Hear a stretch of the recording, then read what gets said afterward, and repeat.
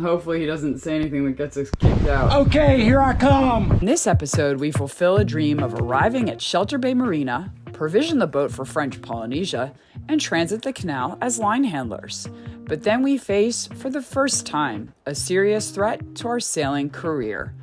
Is it over?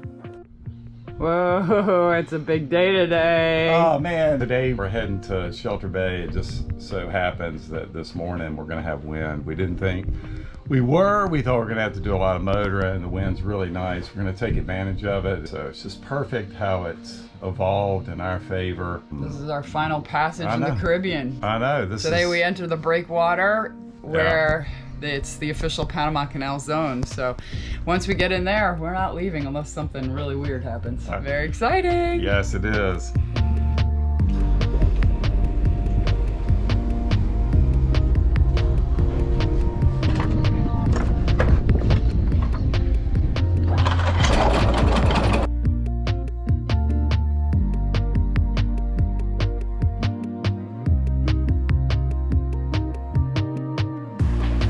Beautiful day on the water. I know, we're sailing, sweetie, and it's downwind. It's a great way to end it. Yay!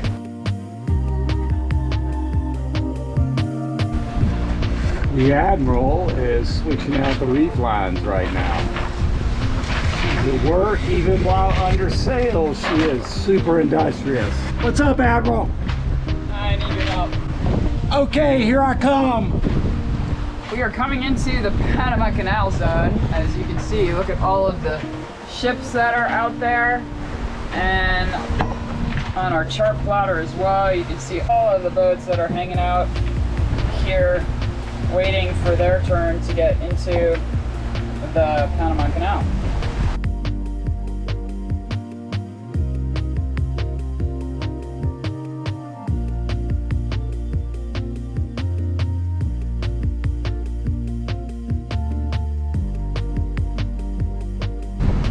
This is the breakwater right in front of us. We're coming into the canal zone. Oh, it's good to be in the protection of the breakwater for sure. That was a rough entrance, but we are in, heading to Shelter Bay Marina.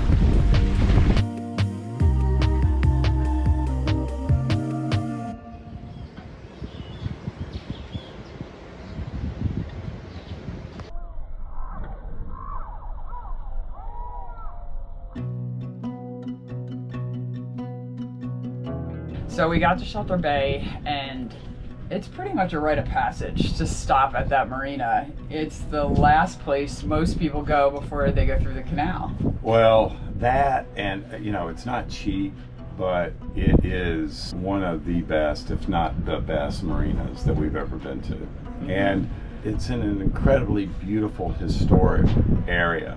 It's right where Fort Sherman used to be, and you can see vestiges of that throughout the property. It's a beautiful place. You can explore, and then you can also get all kinds of things done there. Every day there's 2 free shuttles into Cuatro Alto, and you can get just about anything done there, including medical, which we'll talk about later. One of the most important things that we had to accomplish in Shelter Bay Marina was to change our martingale, which was a requirement by our insurance company. And you can see that whole video in episode 269. All the details are there. And then another thing that you want to do before you take your boat through the canal is you want to volunteer as a line handler for somebody else. I highly recommend doing this, and we just selected kind of somebody at random. You got a good feel for who they were. It was a Dutch couple that we've since become good friends with. And we anchored right next to Royal Yacht Botanica in the canal zone behind the breakwater. And then we went through in one day. And this was invaluable. First of all, it was epic going through the canal. And it was a beautiful day. And then when we went through with our boat, we automatically were totally familiar with the process. There was no nervousness, there were no mistakes, no awkward moments. We also couldn't really enjoy it as much when we went through on our own boat because we were so focused on lines and configurations, which were so different than when we went through with Jean-Pierre and Fada, this was a completely different experience for us. So we were really able to enjoy it, soak it in as line handlers, whereas on our own boat, we were really focused to get things done. After we went through, it was about a 14-hour day by the time we got back to our boat. Brown was in pretty significant pain. And the next morning he woke up and was in excruciating pain in his back, with pain shooting down his legs. It was really bad. So I'm not talking about just any kind of pain. This is the scariest pain that I've ever had in my entire life. This is debilitating pain. So we went to the doctor in Quattro Altos, an orthopedic surgeon there, and he basically just said, you know, I think it's your S1, I think it was, right? Yeah. S1, and he said, you need to just go and rest and take a whole bunch of drugs, and let's see what happens. In about 5 days, you can come back and we'll reevaluate, get an MRI, and see how you're doing. But after 4 or 5 days, things weren't getting better, and we were concerned at that point that there was something more serious going on. So we ended up delaying one of the hardest, well, it wasn't a hard decision. We knew we had to do it. We delayed the transit of the canal, and we booked an appointment with an orthopedic surgeon in Panama City at the Panama Clinic with Dr. Cedeno, and he ordered an MRI, and before we even got back to our boat, he confirmed you have a herniated disc. So he basically informed us that we had a few weeks to convalesce, and in that time, if things did not improve significantly, Brown would have to have surgery. So all this is coming down when my daughter's getting ready to visit and we're getting ready to leave for French Polynesia. And I'm thinking to myself, will I ever be able to do what I used to do? It was just a total unknown. And scary. Yeah. I mean, it could have been the end of our sailing career, which we've had a great stint if that's what was supposed to happen. And also huge thanks to Bill, one of our patrons who's a neurosurgeon, and his wife Ruth, who have helped us significantly by giving us a second opinion, Love you guys. because we really needed the help just to know what our options were, what were things that we needed to do. It just was really incredibly helpful. So thank you, Ruth and Bill. Brown started to improve with swimming and walking, and we at that point felt confident to try and rebook our transit. We knew that he would either still need surgery or that he just would need to rest. But either way, we felt as if we had the green light to be able to make the crossing in March. So we rebooked the transit about 2 weeks later, the 14th of January, and we started to prepare for that. And one of the things I did while Brown was laying around not doing a whole lot, She was serving me like she should be all the time.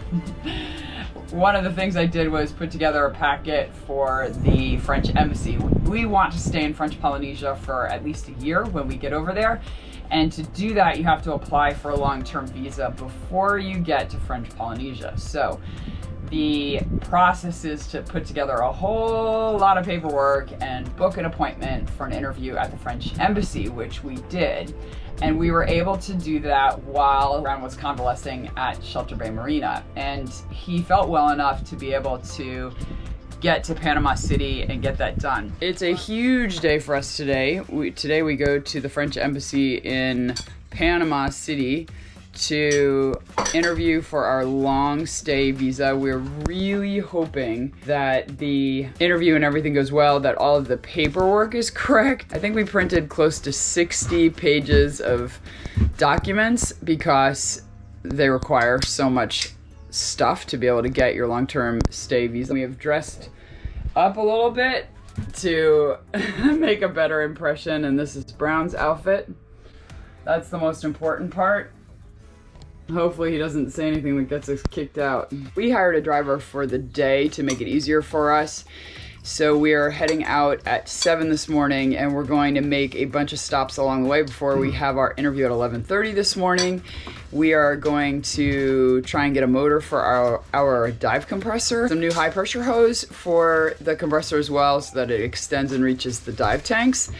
And then we're going to do a provisioning trip to PriceSmart, which is like American Costco. Oh, we cannot wait for that. And also the Indian grocery store. So we've got a busy, busy day. And we're going this morning with our friends, Ian and Gabby. We met them 2 years ago in Deltaville, and we have seen them on and off for the past couple of years, but it's been a while since we've seen them. So it's great having them here at the marina with us. And they have an interview today too. So they're gonna go into the city with us in the cab.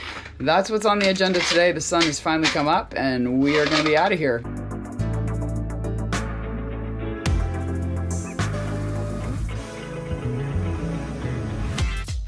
We are finally doing it. I used to run. Wow. All right. Well, it's been an interesting morning so far. First thing we did, we went to a hardware store. This place, Centro Industrial. It was one of the nicest hardware stores I've ever been to. I mean, nicer than the US. Hardcore quality stuff, which is sometimes very difficult to find in Colombia and Panama. We're focused on motors. Well, some of us are focused on motors. Some of us are doing therapy.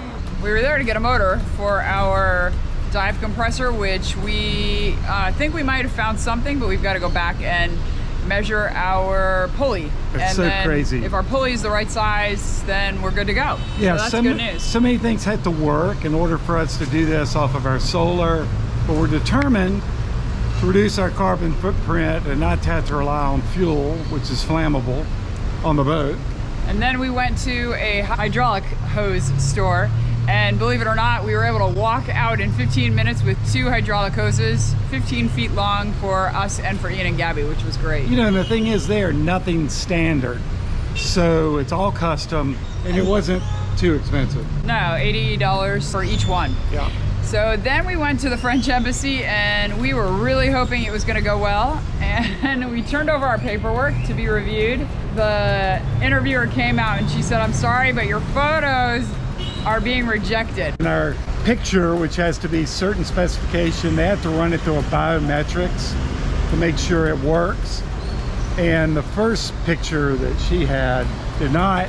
It was too small. Yeah. We went to a specific passport photo shop, and they insisted that they knew the dimensions and everything about the photo. So we trusted them. Oh, here they are. So back to the French embassy, we were told that we had the wrong photographs. Thankfully, we had some spares on hand that were the American size, and we were able to substitute them out, which saved the day, and we were able to complete that process. So we have to wait about a month to receive approval for the long-term visa.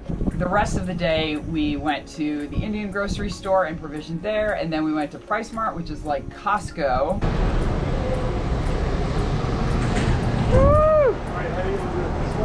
Yeah. Wow.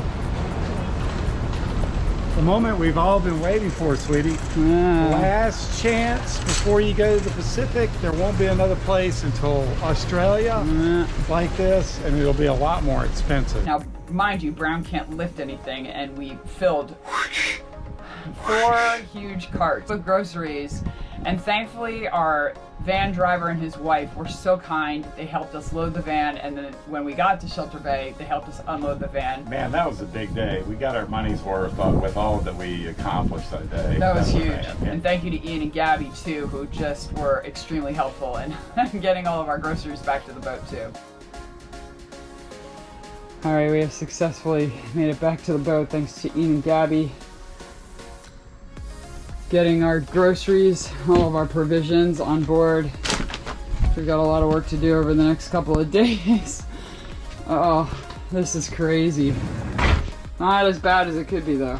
Got a busy day ahead of me, trying to figure out where to store all of this stuff.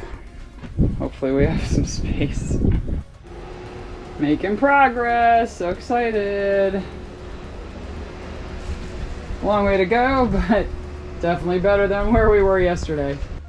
So after a big provision, you think, oh, we just have to put the items away. But no, that's not the case. This time, we are actually taking a few extra steps to prevent bug infestation on the boats. We are taking all of the labels off of the cans, and marking them for what's inside and expiration date. That's been a project I've been working on pretty much all morning.